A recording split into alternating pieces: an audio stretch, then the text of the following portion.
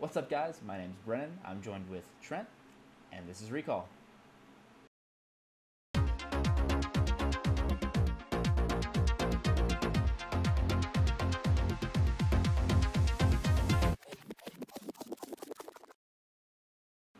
All right, guys, what's up? We're wrapping up MSI in the League of Legends era.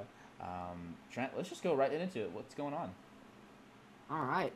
So MSI 2018, first time Korea has not won the finals. I'm assuming everyone has watched that. We should put spoiler alert on it, but whatever. If you're I watching mean, Recall post week of MSI, you know what you're getting into. yeah. So, like I said, this is the first time Korea's never won. This also reset the timer from first time Korea's lost the best of five. I think it was at 1,086 days, something like that. 1,086 days since a Korean team has lost the best of five to a non-Korean team. And that Jesus. timer started on 0. The other timer that's really big is I believe it was about 1,800 days since Uzi joined the LPL, and now he has finally won an international event. So yeah, Sunday was a day of first for the whole league scene. But that being said, the final itself was insanely good. Yeah. It was actually a really hype final. It was good to watch. I know I woke up at 5 a.m. and I apologize to our viewers because I misreported on the timing of the weekend games. They all still were scheduled horribly. So Yeah. my mistake. But that being said, I did wake up at 5 a.m. to watch all the games live, and they were very, very entertaining. They were great games. It was a 3-1 series, so it wasn't the close 3-2 that I think a lot of people expected. But that being said, game 4 was Kingzone snatching defeat from the jaws of victory. It wasn't necessarily that bad. They didn't necessarily play horribly, but Prey got caught at the very end of the game, and in every other way they were winning. If Prey hadn't gotten caught, they had a Baron, buff. They could have pushed in. They had the split push going with Alawi. There was no reason they shouldn't have been able to push that advantage to a win, but Prey got caught, and then Gorilla got caught trying to save Prey, I'm pretty sure. And then after that point, Uzi just ran over the game, and they won the Nexus off that death. It was Jeez. actually insane how good of a catch it was. And I commend Uzi because he saw it, and he didn't even hesitate. He didn't think oh, maybe I'll get Jim. He's like, nope, if I kill him, I win. And he just went in, and it was insane to watch. It was so hype. And the fights in Game 4 were insane. There was a Baron fight where Uzi was bouncing in and out of Baron Pit, and he got a quadra kill. The only reason he died was because he got hit by a Baron Tentacle. And I'm pretty sure if he hadn't messed up one of the autos in that fight, he would have got pentakilled in and won. It was so back and forth in that game. It was insane to watch. I could not have been happier to watch a international event final like that, especially after the disappointment in Worlds where it was a 3-0 by Samsung in semi and then a 3-0 by Samsung in finals. So seriously, great game to watch. Super happy that we all got to see it, and definitely happy that we got to see a new champ crowned and see all of Uzi's effort finally pay off. Yeah, for sure. I mean, the dude's been crowned as one of the best ADCs in the world, but has had nothing to show for it his entire career. Now it's very clear he is the best ADC in the world and possibly the best player. There's Faker, he has to compete with, and obviously Faker is still by legacy the best player in the world. But as of now, it's Uzi. Uzi is the best player in the world. If we were to say just in a vacuum, here is today, who's the best player? If your answer is not Uzi, you're wrong. I'm sorry. You mean it's not Doublelift? No, it's not Doublelift. It's Doublelift is 11, maybe? Yeah, let's see that. He's out of the top 10 just to care. Yikes. Nah, no NA player even barely makes him top 20. I'd be very generous to give anyone a 11 spot. Even that, I think that's a joke. I don't think any NA player gets within top 20. That's fair. Breaks my heart, but that's fair. It's sadly Koreans are just that good. Yeah. But with that being said, it was, how do I say this? It's really disappointing to see Kingzone fall on their face again. Formerly Longzhu, and they fell on their face at Worlds. Now Kingzone falls on their face. And I wanted them to do super well because I wanted them to say, look, specifically I wanted to see Peanut do super well because I wanted him to shed this SKT notion that he was the reason that for their downfall at Worlds last year and say, look how good we are now. Yeah. It wasn't my fault, it was theirs. But he choked super hard. Him and Khan, the like pillars of that team, just fell apart. The very whole MSI, I guess, the whole time they played, like they put him on tanks. They didn't let him do his Lee Sin, Nadali carry stuff. They didn't let Khan carry but once. I mean, it was in the semis. You saw Khan pick things like Jax and Jace, and he was winning those games for his team. Yeah. And he had one tank game that he won, but it didn't feel like they were really willing to take risks. And maybe it was the meta. Maybe it was the fact that it was ADC-centric meta, and they wanted to try and just band-aid the Prey and Gorilla being a weaker bot lane than Uzi and Ming, but they should have taken advantage of what they had going for them, I feel like. And it was really disappointing to watch. But that being said, that's really all I want to talk on Kingzone and the results of MSI, because as much as it's sad to not see them fall flat again, this was RNG's win. Yeah. This wasn't Kingzone being a bad team. This was RNG being a spectacular team led by like Uzi, their front runner, and he is Faker to the ADC role. Mm-hmm. It's insane just how good he was, how fun he was to watch. And seeing that whole team crowd around him and just support him was so good. One thing that was really interesting was that Karsa was the only one played in the finals. So they played Karsa, most of the regular split in LPL, and then in the finals run, they started playing MLXG. Yeah. And then for the first part of MSI, they played a lot of MLXG. And then all of a sudden, Karsa played 4 games straight. No roster swap, no nothing. So I still don't really know what their jungler thing is, but in all honesty, if they can have 2 junglers that they play equally, that are both as good as another, that doesn't necessarily have a meta attached to them, that doesn't have a role attached to them, that's awesome. Because I think back to like SKT in 2015, 2016 with Wolf and Blank. And don't get me wrong, those 2 are great junglers.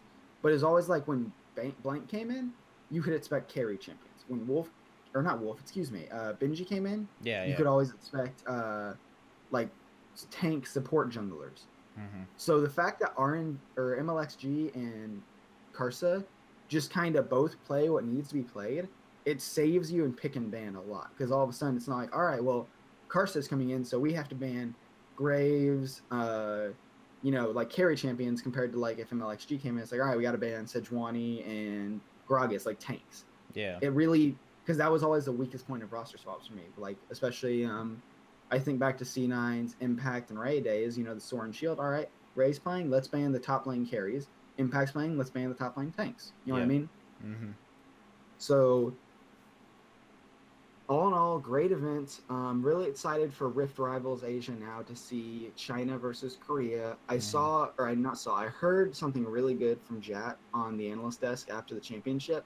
I do not think this was the passing of the guard officially. I do not think this is officially LPL is the best region by no means. I don't even think RNG is officially the best team, unless it's in a vacuum. But this sets up for Rift Rivals and Worlds. If it's close, and if, let's say, even LPL and RNG are still winning these events, then we're going to have a new best region going forward. It's going to be Korea and everyone else looking to compete with LPL. Yeah, which is crazy to think about. Like, has there ever been a time that LPL was the top of the food chain? I don't think so. Nope. It's been Korea since they came into the scene in season 2 or 3, I think. That's absolutely. It's always been a Korean dominant tournament. So the fact that LPL now has their chance, that it's like, remember those games we used to play as kids on like, and not even necessarily kids, but like Dark Souls and all that stuff, where it's you have a boss and you have to hit up the boss to One second. To kill kids, the boss. Dark Souls. Okay, Kids, I'm thinking back to when I played games. I never really played the Dark Souls game. I'm thinking like Sonic Adventure 2 stuff. Okay, there you go. Perfect. Let me have my analogy. So you know those games where you have to hit the boss once to open up the mechanic to actually beat the boss? Yeah. This was the mechanic they had to do to hit the boss. Rift Rivals and Worlds is going to be what the hit they need to beat the boss. Okay. After that point, then they'll be the new boss. I like that. So I mean, really, that's all there is to talk about. It was a very good series from both teams. They both played out of their minds, and it could have gone to game 5 easily. It was like, it's like when we always see Overwatch League games that go, 4-0, 3-0, and it's like, well, this was actually a really close series. This was a very close series. It was very good. A 3-1 does not do it justice. For sure. And I wanted to bring it back just a little bit, just for some quick meta talk, just because I was curious about your thoughts on it. Because we were talking about how the Kingzone or whatever jungler was on those tank support kind of jungles and didn't really get to play a carry. Do you think that it's even possible for him to play a carry when they're going up against a better ADC? Do you think that can even dent the fact that, oh, we're playing against Uzi and our bot lane's most likely just going to lose? What it should have been, and this is my own opinion, is one of two things. Him on a carry and him just camping the bot lane. No mercy, just steal jungle and then go bot every time. Like, just try and punish him and try and make sure Uzi can't farm, or him playing a carry, going top lane to either Khan's tank or carry, setting up Khan to have an advantage, and then let Khan TP while everyone roams bot. It should have been 5-man bot dives every chance for Kingzone to shut down Uzi. Yeah. Okay. Because I would make the argument that the Kingzone mid laner is better. The Kingzone top laner is somewhat better, is definitely better. Kingzone jungler, I'm in the middle. I think MLXG and Karsa are great. And the Kingzone bot lane is weaker. It should have been, let's push our advantage and try and negate the fact that they have a better bot laner by just making him useless. Yep. I think that was the winning strategy. Now, maybe I'm wrong. I'm not an analyst. I'm not a professional player. I'm not a coach. But from an outsider's point of view, Kingzone had all these things stacked up for them that they never really took advantage of, from what I could tell. Yeah, it's definitely interesting. I like the whole idea. I like their idea where they're going with it, with putting more tanks in the game, because obviously the ADC is just going to shred through those squishy carries, and who knows what's going to happen, especially if he gets an easy lead through laning or whatever it may be. Right. But who knows? It's all what ifs and coulda, shoulda, wouldas. But it's definitely an interesting. Yeah, maybe I wouldn't have been as upset if we had one or the other. It was never a Peanut or a Con carry. Maybe I would have been fine with one of the two playing tanks if the other one is carrying, but I never felt like I saw one of them carrying. I felt like it was always, let's just put them both on supportive champions and try and get to the end game. And I don't feel like you can't do that against Uzi. I wish I could have seen a little more fight, and maybe not like at the start of the games, but come game 4, game 3, game 4, I wish they'd be like, all right, let's pull out the stops. Let's see what we can do with carries. You know what I mean? Yeah, because they didn't really switch up their strategy all too much. I mean, their comp was basically the same exact. Pretty similar each game. So the only difference was, I believe, and they banned Karma, which was super weird. They banned Karma like every game, and they let Kai'Sa through in the last game, which made zero sense to me. Because Korean teams were not picking up Kai'Sa as quick as others. So the fact that they kept banning Karma, like, I get that she's a supportive champion, and on Uzi that'd be super nice, but ban all ADCs and just try and let your mid laner be more supportive or something if that's really your game plan here. I don't get that one at all. Yeah, Karma's definitely very, very strong. I don't know. She's super strong. I guess I agree with that. That poke damage and all that. I don't know. I can see why they would ban. I don't know if it's significant enough to deserve a ban though. And maybe not maybe once or twice a game, like 1 or 2 games, but not every single game. I think game 4, when it came to banning Karma or Kai'Sa, the option should have been Kai'Sa every time. Yeah. Now don't get me wrong, they had to ban, I believe, I think it was Kog'Maw. I'm pretty sure it was Kog'Maw that Uzi was playing, because it was the Protect the Puppy comp. Yeah. So they banned, and he was playing that in game 3. So they banned it in game 4, in lieu of banning the Kai'Sa they had been banning all series. But Kai'Sa should have never left bans. Kai'Sa should have been on that ban list every game for Korean teams. Yeah. But interesting. Looking really forward to Rift Rivals. Looking really forward to the return of the splits of LPL and LCK. This is going to be a really good year to watch that, because now the LPL has a title, everyone's going to be going after RNG to see if they can beat them. Now the LCK lost their title, it's going to be like a power vacuum. They're just all going to be looking to, beat Kingzone. I'm wondering if Kingzone comes back motivated or destroyed. Yeah. It's a really good time to be watching both these regions. For sure. Yeah, I'm definitely excited to see what's to come. I love watching the actual splits almost more than no, I like playoffs better. Playoffs are fun, events are fun.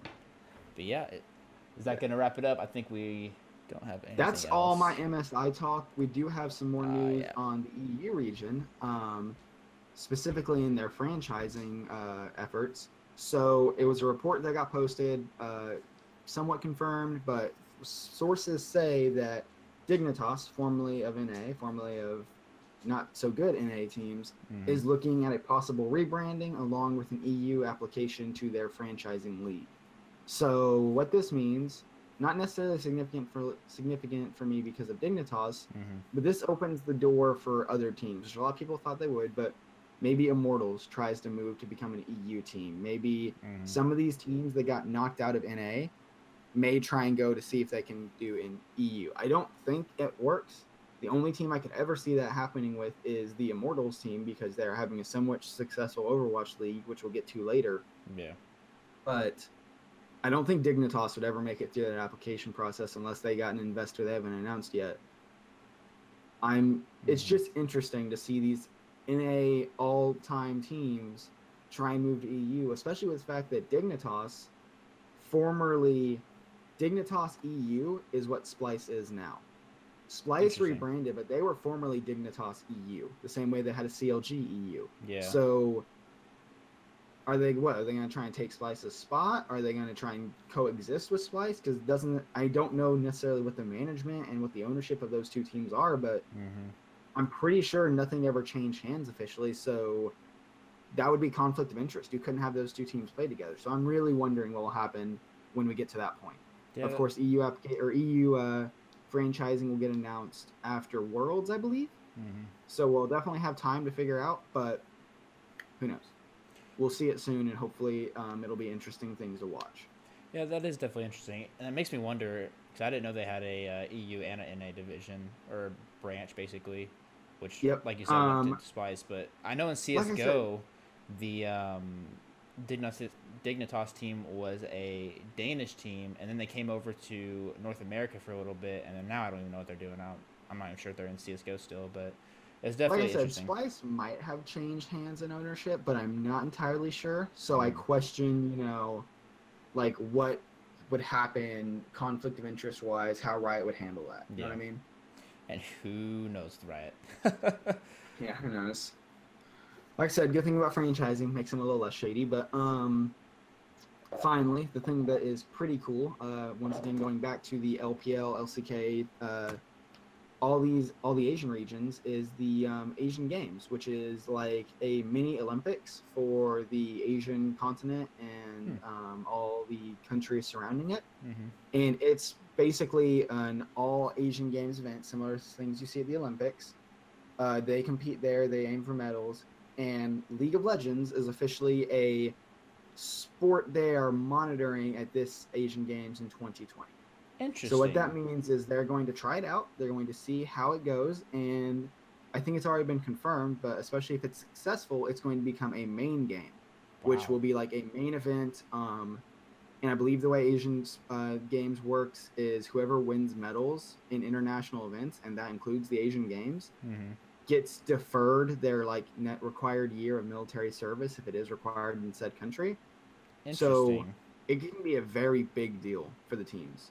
Yeah. So I'm very excited to see what Riot and what Tencent, which is Riot's parent company in China, end up doing there. It could be really fun to watch. It could be cool to see.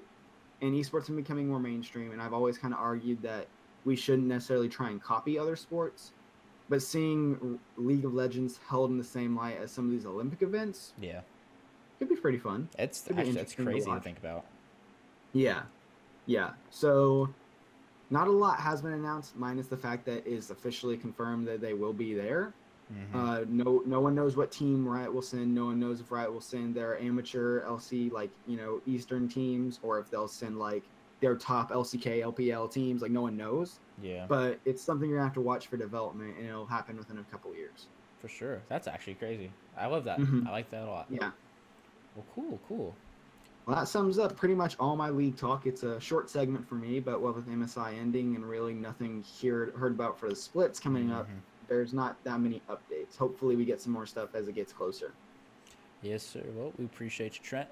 All you do, you're great. And we will move over into some good old Overwatch. We just started Stage 4 last week, Week 1. This is the first week that Bridget comes into play. So Bridget is the new champion. She is, I don't even know what to technically call her role. She's a kind of like off tank, kind of support. She has a shield. She's tanky as F. She's got healing, and she does quite a bit of damage. Like, she's on paper sounds super OP, but she wasn't horrible.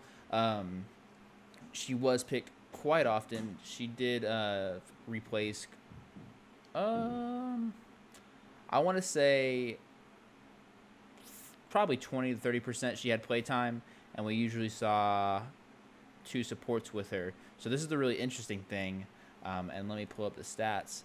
But everyone kind of assumed that she'd be a support rather than a tank. So we were still looking at having the 2 tanks, 2 supports, and 2 DPS like everyone's used to. But in actuality, a majority of her playtime was a DPS role player playing her. So we had this odd meta where we have this 3 support, quasi-support kind of role where you have most of the time is Zenyatta. I think Zenyatta was picked 99.99% of the time last week. He's just a great champ. You can't really do anything about it. Mercy is mostly back in the meta. We didn't see too much Lucio or Ana. Let me find that stat. I think, yeah, so Mercy was in 97% of the time alongside Bridget, and then 99.7 was Zenyatta. So that's just crazy in itself. Yeah. So we have these 3 supports, and usually, let me find the stat. Where is it at? Usually it was a DPS player playing Bridget. So 47% of the time it was a DPS player playing Bridget. I think it's 46% of the time it was a flex tank. So usually like a Diva or think Zarya kind of player. And then 3% of the time a tank was actually playing Bridget. So she has a very, very interesting role, and this meta is very odd. We've never seen anything in Overwatch like it, where we have 3 support roles, all kind of protecting the supports, protecting each other, and also dishing out that massive healing through Zenyatta Orb, and just Mercy's healing is insane always. But it was really, really interesting. Not all the teams hopped on the bandwagon. Dallas Fuel kind of like overkilled it with 71%. They had twice the amount as everyone else with time played. Everyone else was around anywhere from 30 to 20%. Shanghai Dragons were at 3.6%. Shanghai, you got to jump on it. And another interesting one that really surprised me, the Boston Uprising were only on at 10% of the time. And they got, we'll go into this later, but they got beat by Houston, who used it, what was it, 32% of the time. So it feels like the meta has definitely shifted, obviously, with the new champion, but some of the teams aren't quite adapted to it yet. So it's definitely interesting to see how that's going to play out over the next few weeks. And like I said, the Outlaws, they played it 32% of the time, and they had a stellar week this week. This week, they went 2-0. They had a +6 map differential. They are actually tied with Los Angeles Gladiators and Philadelphia Fusion. They are all tied with the exact same score, same map differential. And New York Excel is right there, but they have a 5 map differential. So our top 4 are all 2-0. Actually, our top 5 are all 2-0, which makes sense because that kind of has to happen. Mm-hmm. But we're looking at Outlaws, Gladiators, Fusion, Excel, and then Valiant. Trent, I'm sorry to tell you, your shock prediction isn't looking great. Yeah, that ship has sailed. I thought about it more and more after the episode. I'm like, that was a really long shot. And then I watched the first game with the Shock versus the Gladiators. I'm like, and I'm wrong. Yeah. I believed in it. I really did. I thought maybe that Sinatra could kind of put that team on his back and carry them, but what are you going to do? Well, I do actually have a question for you about the meta, though. Do you think that the meta stays like it is as a quasi 3 support meta, or do you think that's just the teams kind of figuring it out and playing on the safer side? And once they figure out Bridget and where she fits in team comps more and more, we get her taking either a full support role or a full tank role in lieu of grabbing one more DPS, one more main DPS? So from the games that I watched, I honestly think this is going to be the meta. I think the Outlaws had the meta to a T with how they played. It was just really beautiful play. It's hard to justify putting Bridget in as a support over a Zen or a Mercy just because of how much healing they can output. And Bridget has healing, but it's not a lot. It's nothing, honestly. Right. And so having her there, and one of the biggest things is the direct counter to Tracer. So I wouldn't say she's a direct counter, but she has a toolkit that is literally gonna kill Tracer all day. So if, those of you who don't know, she has a shield bash. Almost. I'm not gonna say a direct counter because it doesn't make her unviable. That's my only. That's fair. Okay. Hi, puppy. Go away. So she has a shield bash which stuns, and then she has a flail that flails around, and if she right clicks, it does a little bit more damage and pushes the target back.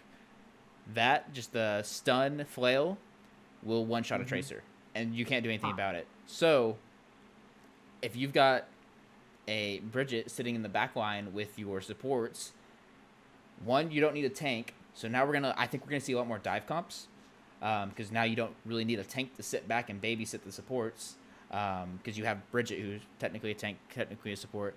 You're not gonna have as many times that Tracer just kind of walks around the corner and, oh hey, a support, and throws out a pulse bomb because, hey, Bridget's right there waiting for it, And if she puts up her shield, that's not gonna kill.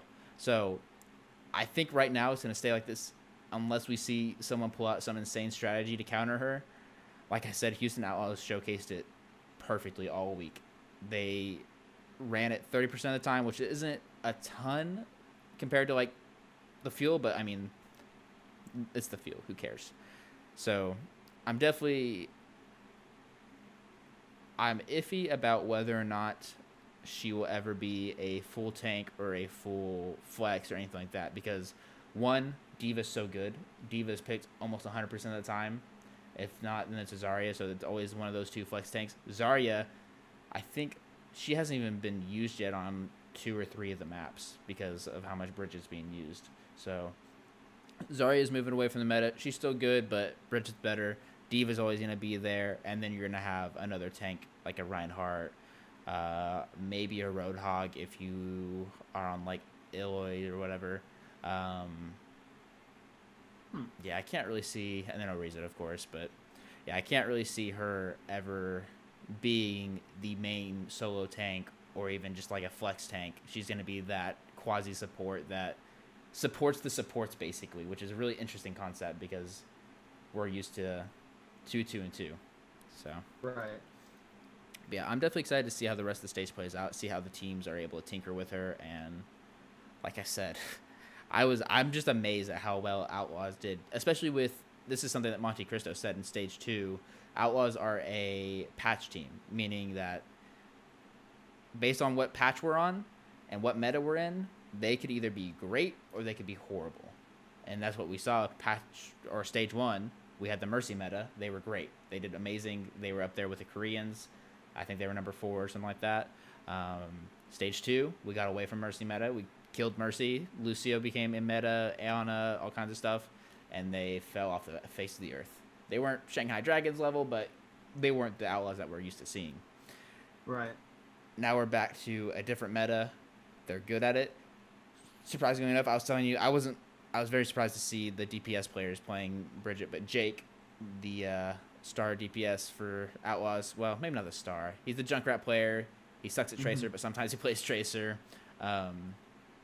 He was on Bridget most of the time, and I mean, he was doing work. It was just crazy seeing him flail that stupid flail. I hate that champion so much. I'm a little salty about this meta, but hey, we'll get past it. You were doing so well. You were holding up so good. I know. On No Flame, but yeah, definitely cool to see that was going. Another point we have is the Spitfire still struggling. Still struggling. Yeah. They went 0-2 this week. It's not too telling. They played the Outlaws, who looked fantastic. So we don't really, with a new meta, you're just not sure. But they 4-0'd, or got 4-0'd by the Houston Outlaws, so it's a little scary. And then they also lost to the Excel 3-1. Excel, they're going to beat them usually, so it's not crazy. So they're not losing arguably to. played the two best teams in the league, but at the same time dominantly beat by both of them. Yeah, so it's not really. Yeah.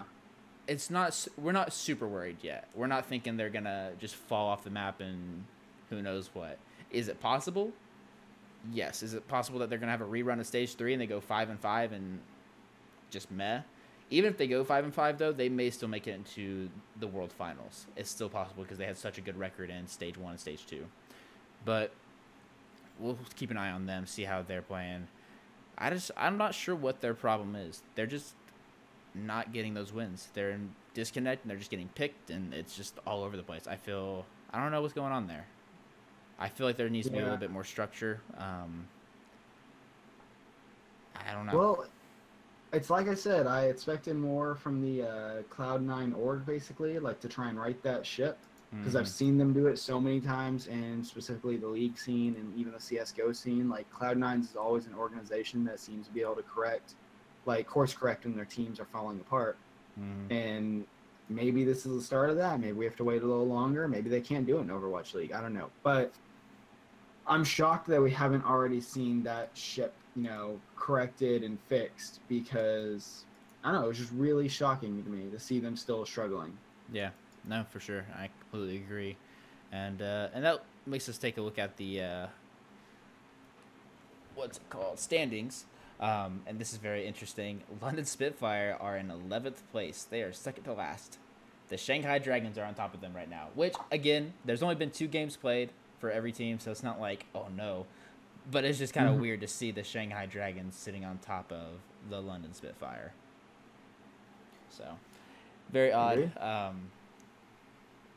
Mayhem are in last. We got Spitfire 11th, Shanghai 9th. They're tied for 9th with the Boston Uprising, who also went 0-2, which is very, very interesting. We're going to see how they can bounce back. Who's the other team they lost to?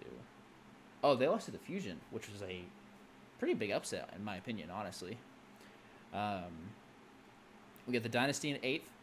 They're all 0-2. I'm very interested to see how the Dynasty do this stage. I feel like this meta may break them, just with how their supports play and how their tanks are. They're a very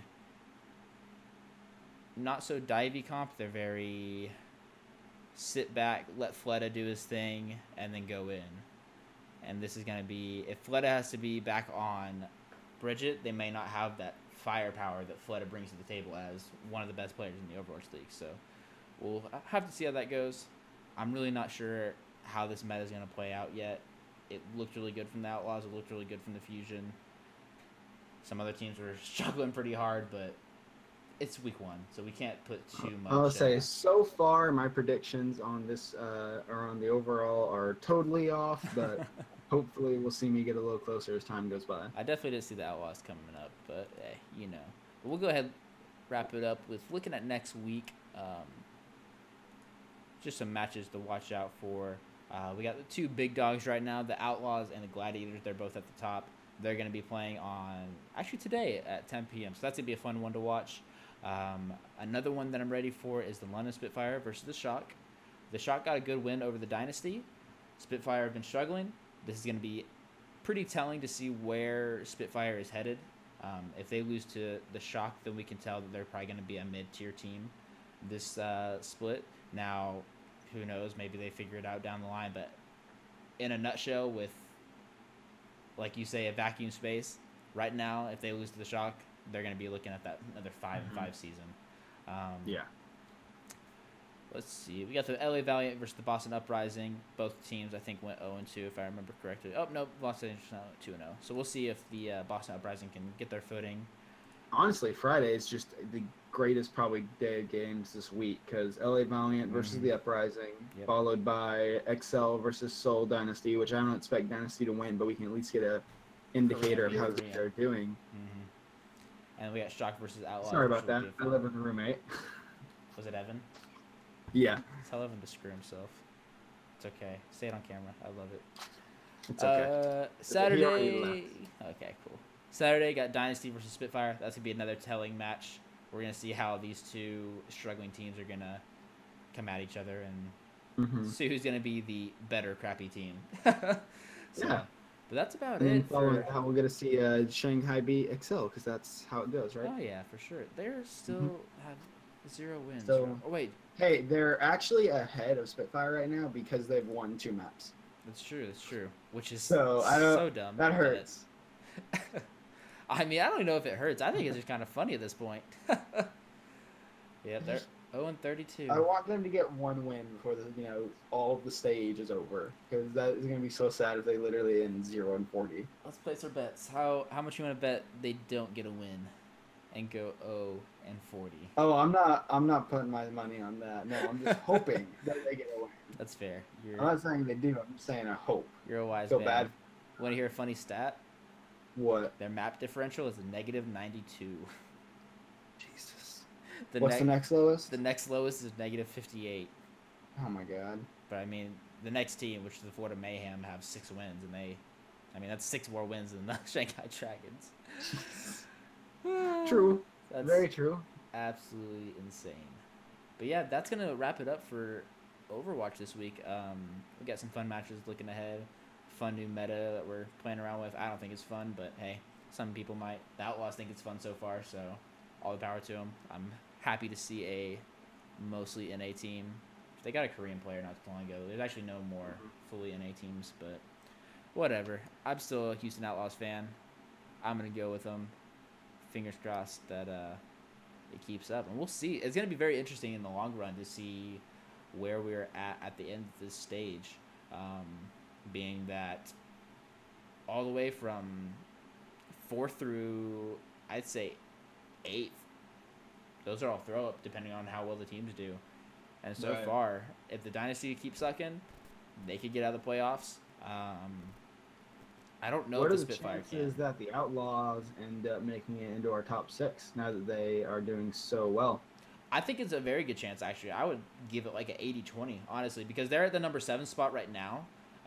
They were at the number 8 spot, I think, And previously, but They're only 2 down on the 3rd through 5th teams. Yeah, no, I can see it. That'd be Yeah. really cool to see them re-enter the top 6. Yeah, I definitely think that they'll be able to get there if they keep up what they're doing now. No question about it. My biggest concern and just like curiosity is if the Spitfire will still be able to make it in. I'm pretty sure they should be able to. I don't think they can drop that low, being with how well they did 1st and 2nd stage. Mm-hmm. But it's just interesting because they're at 20 wins right now. They've been at 20 wins for a while now. I just don't know if it's possible for. I any don't of know, these dude. other I could teams see to it keep up. happening because all it takes is, let's say, like even Outlaws. If every other team would stay in the same spot, all Outlaws would have to be to get 8 wins, and Spitfire only to get 5, and they'd get replaced by Outlaws. And that's not even Yeah. counting if there's even more shuffling to just slowly move Spitfire out of the playoff or out of the top 6. Like, Yeah, I don't know. I could see it happening for sure. I could see it happening. I'm not sure if I think the Spitfire are bad enough to lose to, say, the Fuel or the Mayhem or even the Dragons, obviously. Right. So, and I think they play. I'm not gonna look it up. I'm pretty sure they play the Dragons twice this time, and so like that's 2 free wins basically, Mm-hmm. plus the other 2 teams. I think they have a really good chance of staying in. What's gonna be really sad though, as a spectator, is seeing them make the top 6 and going to the finals and just getting crapped on. And just getting destroyed because Yeah. they had such a good stage 1, stage 2. I get that. And that's one kind of quirk I have with all these new patches, especially with, I didn't mention it earlier, but not Hanzo. Shoot. What's his name? Is it Hanzo? Bridget? No. What am I doing? Yeah, Hanzo. I'm dumb. Hanzo, I had a mind blank. Hanzo got reworked previously, very, very recently. His scatter arrow was removed. Thank God. And he now has like what is it called, like lightning arrow or something like that. He just shoots arrows really really fast. His rework actually won't be in this patch for Overwatch League. So I'm interested to see if the rework makes it into the finals. So then we could see like a completely just odd finals because there could be a whole nother meta with a Hanzo whole coming. new, yeah. Yeah, no, I So get what you're saying. it's definitely That'd be interesting to keep an eye on. For sure, for sure. But yeah, that's gonna wrap it up for me. Anything else you want to add, Trent? That's all for us. Awesome. We're good to go here. Perfect. Excuse well, me. guys, as always, we appreciate you viewing. Like, subscribe if you will. Leave us a comment. We still haven't gotten any comments. I'm a little bitter, but that's okay. Even if it's trash talk, we'll read it. We'll like it. We'll reply to it. You can tell me my Maybe mom we'll is a fix hoe. it. I'm cool with that. Something, please give me attention. Mm-hmm. But anyways, guys, we appreciate you as always. From me and Trent here at Recall. Take care.